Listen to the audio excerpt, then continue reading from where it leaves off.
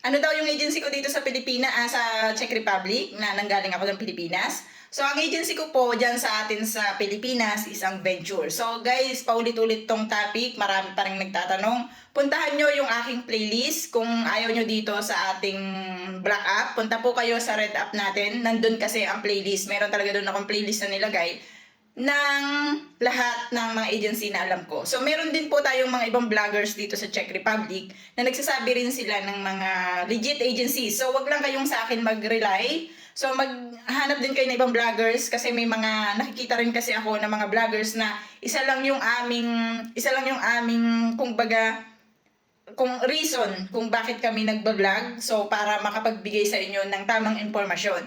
So, ang iwasan nyo lang guys kapag ganito is yung halimbawa, for example,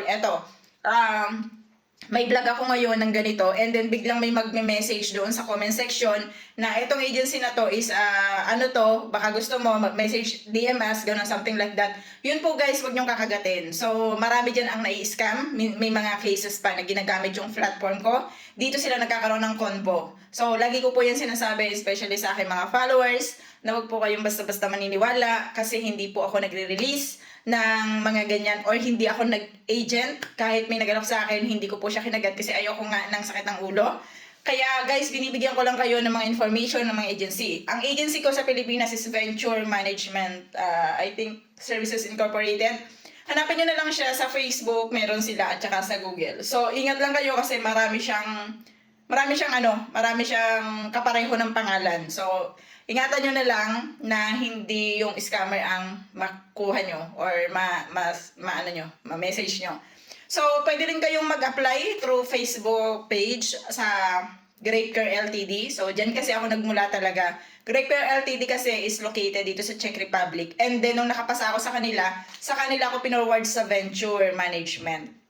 So, pwede nyo yung gawing option. Pwede rin kayo magpunta sa Prime World or sa HMO. Yan yung mga agency na alam ko na nagpapalis papunta dito sa Czech Republic.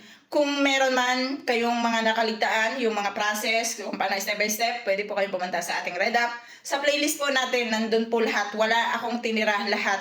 Even sa mga information sa reunification, sa visa, lahat po nandun sa playlist natin. So, i-check nyo na lang guys para hindi tayo nahihirapan kasi ulit-ulit yung ating videos.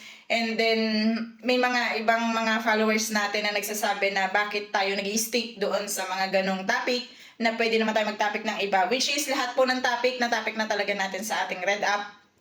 Even dito po sa ating Black App is na topic na rin natin siya. Yun nga lang dito kasi hindi siya ganun ka-organize, kaya ibinabato ko kayo sa ating Red App kasi organized talaga doon, nasa playlist talaga siya kasi doon talaga ako nagsimula. So yun lang guys, sana nakatulong.